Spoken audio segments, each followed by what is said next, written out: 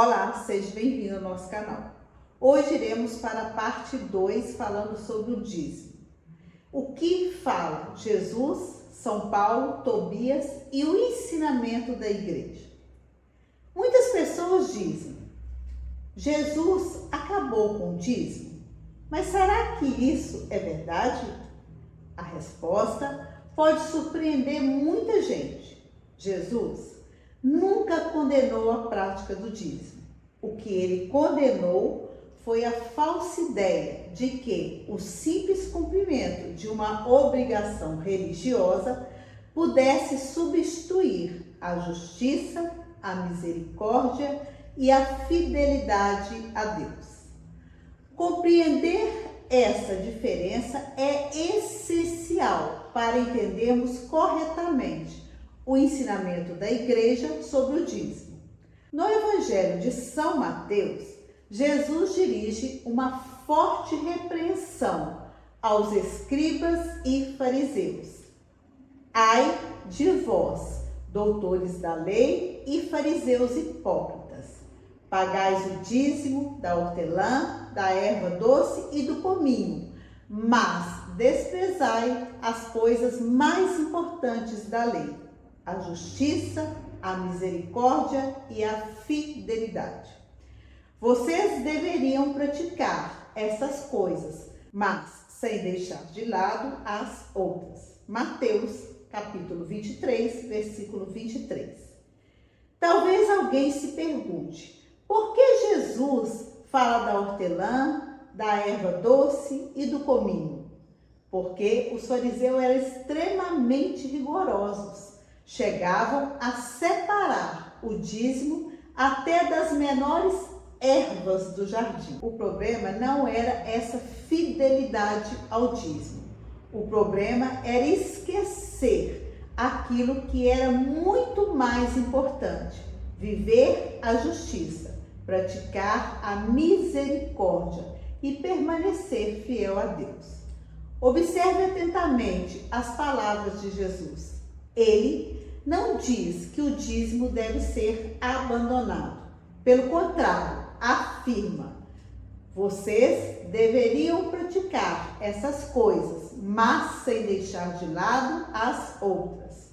Ou seja, os fariseus faziam bem em entregar o dízimo, mas erravam ao pensar que isso por si só bastava para agradar a Deus. Esse ensinamento continua muito atual e aparece novamente em outra passagem do Evangelho. Em outra ocasião, na parábola do fariseu e do publicano, o fariseu sente-se superior ao publicano por cumprir os preceitos da lei, dentre os quais os referentes ao dízimo, mas não compreendeu o verdadeiro valor dos preceitos que observava. Ao exaltar-se diante de Deus, não retornou para casa justificado.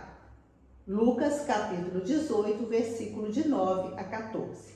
Também hoje, Deus não deseja apenas que façamos uma contribuição material.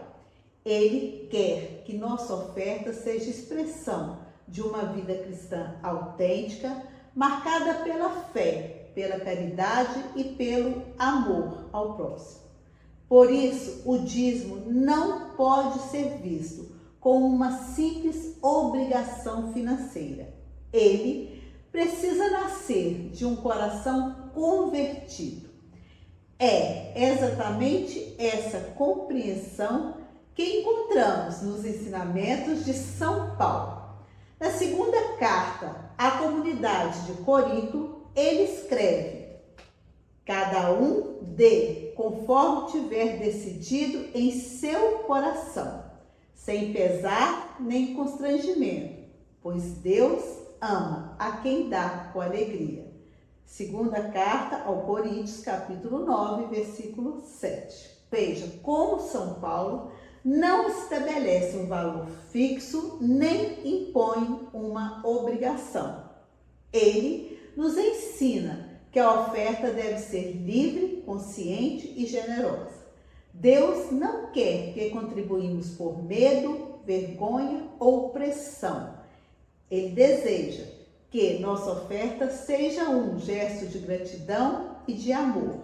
Perceba como existe uma harmonia muito bonita entre os ensinamentos de Jesus, os ensinamentos de São Paulo e do livro também de Tobias.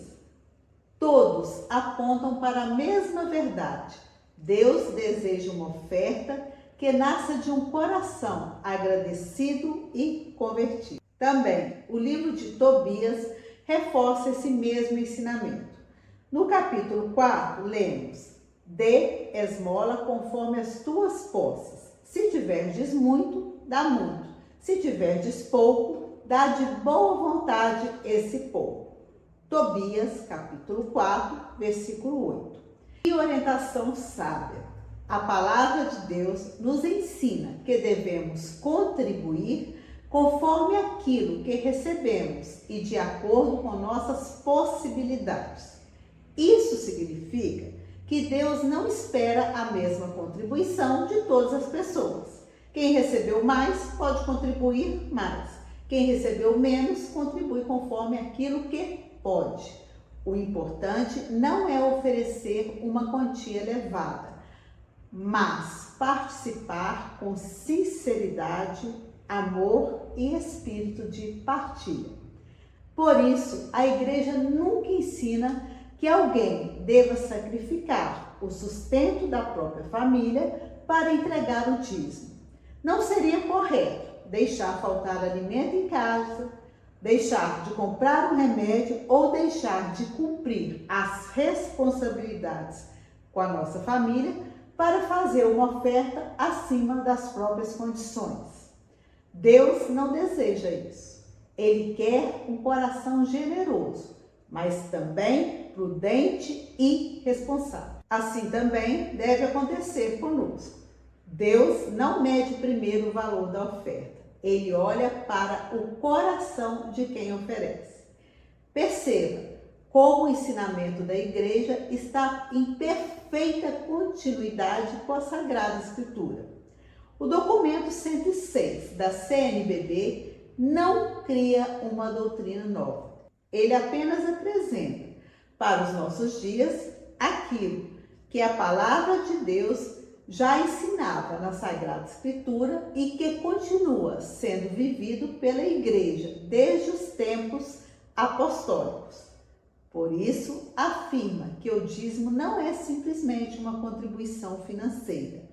Ele é uma expressão de fé, de gratidão e de corresponsabilidade com a missão da igreja. Quando entregamos o dízimo, reconhecemos que tudo o que somos e possuímos é dom de Deus. Ao devolvermos uma parte daquilo que recebemos, declaramos por meio de um gesto concreto nossa confiança na providência divina e nosso desejo de colaborar com a missão que Cristo confiou à sua igreja. O dízimo nasce da gratidão e da corresponsabilidade, nunca de uma cobrança ou de uma troca. Ao contribuir, o fiel participa da vida da comunidade e ajuda a igreja a cumprir sua missão de evangelizar, celebrar a fé e servir aos mais necessitados. Ele nasce da palavra de Deus, é iluminado pelos ensinamentos de Jesus, aprofundado por São Paulo e confirmado pelo livro de Tobias, e continua sendo ensinado pela igreja como um gesto de fé, gratidão, corresponsabilidade e amor. Mas talvez agora tenha surgido outra dúvida muito comum. Existe diferença entre dízimo, oferta e doação? Muitas pessoas usam essas palavras como se fossem a mesma coisa. Mas será que realmente são? Na parte 3, vamos compreender essa diferença, conhecer as 4 dimensões do dízimos apresentadas pelo documento 106 da CNBB e descobrir porque o dízimo é muito mais do que uma simples ajuda financeira. Tenho certeza de que essa será uma das partes mais esclarecedoras de toda essa série. Espero você na parte 3.